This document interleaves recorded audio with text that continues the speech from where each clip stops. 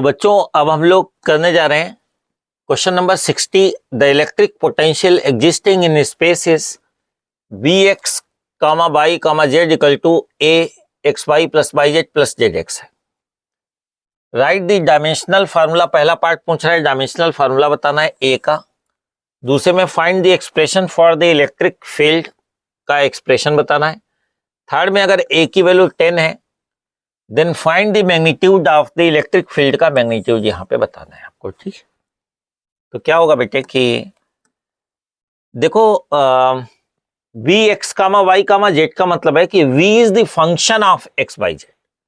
इसको हम सिंपली ऐसे कर सकते हैं, x, y, z नहीं भी लिखेंगे कोई फर्क नहीं पड़ता। ये this x, y, z just says कि V is the function of x y z। ठीक है, तो V इक्वल टू क्या है in fact a x y plus y z plus z x। आपको पता होना चाहिए कि जो x y z होते हैं, ये जो कोऑर्डिनेट होते हैं, इनकी क्या यूनिट होती है? डिस्टेंसेस होती हैं, डिस्प्लेसमेंट्स होते हैं, इनको मीटर में मेजर करते हैं बच्चों। ठीक है, तो v क्या होता है आपको पता होगा, W/Q होता है। अगर आपको याद होगा डेफिनेशन, ये हो गया आपका a xy plus yz plus zx। ठीक है, अच्छा q को भी आगे तोड़ लो। q क्या होता है आपको पता है कि I इंटू टी है ना, q equal to I T होता है ना करंट के डेफिनेशन के अकॉर्डिंग, इक्वल टू a अंदर ब्रैकेट में X Y plus Y Z, ये वाई जेड है बेटा। ठीक है, Y Z plus Z X है। ठीक, यहाँ पे वाई जेड है। तो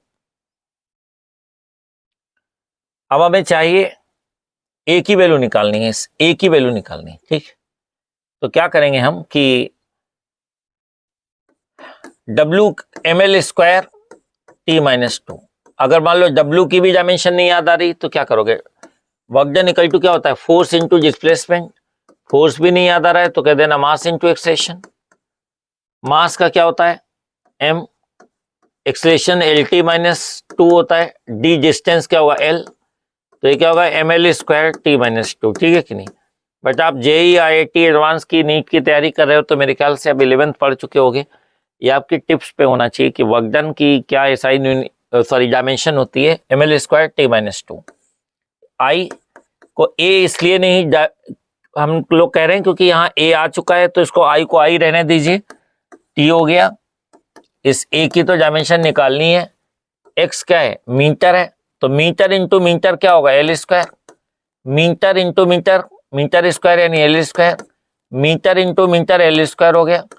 तो डायमेंशन एक अजीब टाइप का अलजेब्रा है, इसमें l square plus l square plus l square, 3l square नहीं होता है, l स्क्वायर होता है। ठीक, तो यानी कि ml स्क्वायर t माइनस 2, नीचे आपका IT है और a निकालना है आपको, और l स्क्वायर ये क्या हो जाएगा आपका l स्क्वायर होगा, ये l स्क्वायर ये l स्क्वायर कैंसिल हो गया बेटा।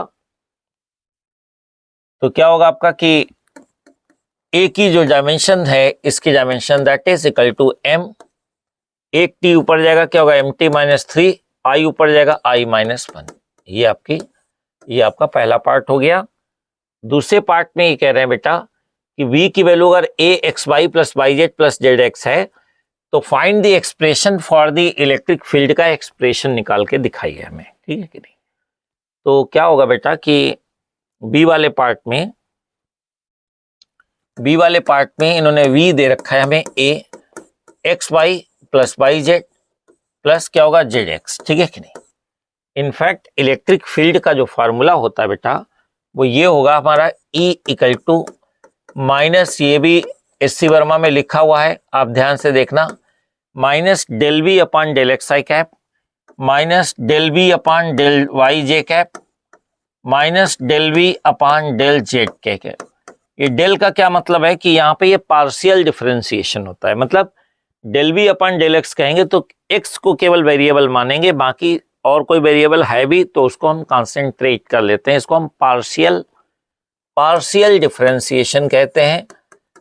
और ये जब आप बीटेक या बीएससी करते हो तो आपको पूरा ये डिटेल में कराया जाता है। फॉर द टाइम बीइंग आप फिलहाल अभी आप ये थोड़ा सा इतना ही रखिए, आप ज़्यादा ज़रूरत डिटेल में जाने की नहीं है। और लेकिन ये कि पार्शियल डिफरेंशिएशन का मतलब होता है बेटा कि जिसके रिस्पेक्ट में डिफ्रेंशिएट करेंगे केवल वही वेरिएबल होगा, बाकी कांस्टेंट होंगे। ठीक, तो यहाँ पे क्या किया हमने कि del V upon del X पहले निकालो, कितना है, ए कांस्टेंट है।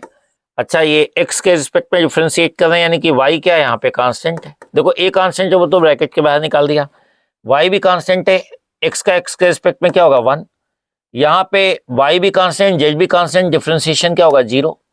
यहाँ पे जेड क्या है कांस्टेंट है, और एक्स को एक्स के रिस्पेक्ट में डिफ्रेंशिएट करो क्या आएगा 1 आ जाएगा, यानी कि वैल्यू आ गई आपकी ए, अंदर वाई प्लस जेड आ गया आपका। ठीक, अब हम आगे चलते हैं।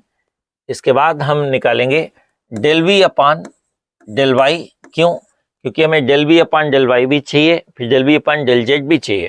तो del V upon del Y क्या होगा, ए कांस्टेंट है बेटा, वाई वेरिएबल है, बाकी सब कांस्टेंट है, यानी एक्स अगर है तो कांस्टेंट है, वाई का वाई के रिस्पेक्ट में 1 हो गया, जेड कांस्टेंट है और वाई का वाई के रिस्पेक्ट में क्या हो गया 1 हो गया।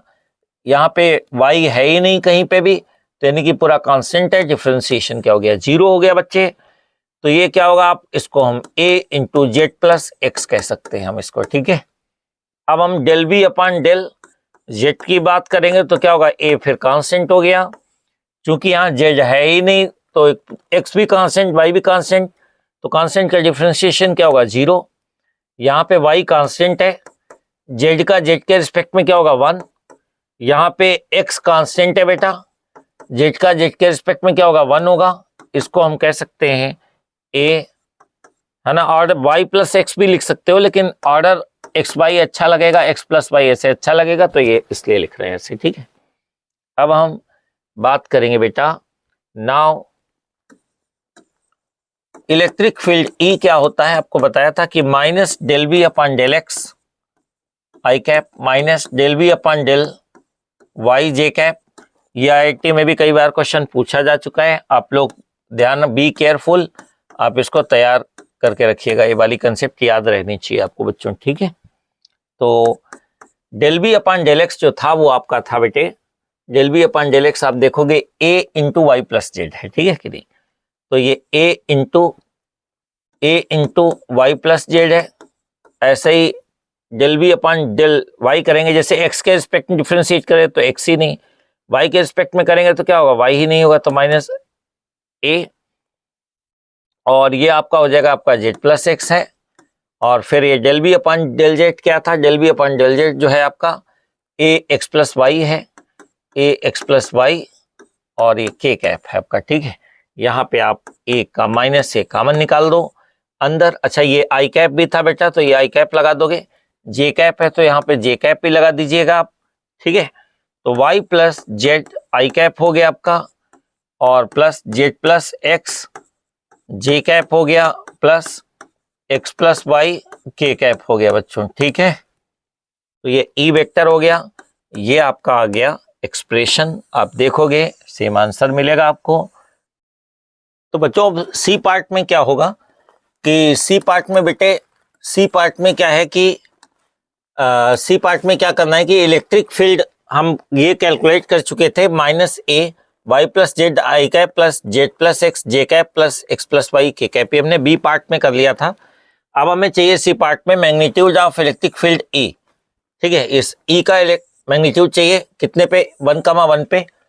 तो हम क्या करेंगे कि ए की वैल्यू दे रखी है उन्होंने 10 दे रखी है बेटा, तो जहां जहां एक्स बाई जेड है वहां पे एक्स की वैल्यू 1, वाई की वैल्यू 1, जेड की वैल्यू 1 डाल दोगे, तो 1 प्लस 1 क्या होगा 2 आई कैप, जेड और एक्स की जगह 1 प्लस 1, एक्स प्लस वाई की जगह 1 प्लस 1, तो ये क्या होगा 2 आई कैप 2 जे कैप 2 के कैप हो गया, -10 से अंदर मल्टीप्लाई किया, -20 आई कैप -20 जे कैप -20 के कैप हो गया बेटा। ठीक है, तो ये जब इलेक्ट्रिक फील्ड का मैग्नीट्यूड निकालेंगे तो क्या होगा, आई कैप जे कैप के कैप के जो कोफिशिएंट है उनके स्क्वायर्स के सम के अंडर रूट के बराबर होगा। तो क्या होगा अंडर रूट -20 का स्क्वायर प्लस -20 का स्क्वायर प्लस -20 का स्क्वायर इक्वल टू क्या होगा 400 प्लस 400 प्लस 400 1200 हो जाएगा। तोड़ दीजिए आप इसको, तो 1200 को 400 इंटू 3 20 अंडर रूट 3 होगा, रूट 3 की वैल्यू 1.732 4.64 आएगा, जो राउंड ऑफ होके 35 न्यूटन पर कूलम आ जाएगा। ठीक है बेटा।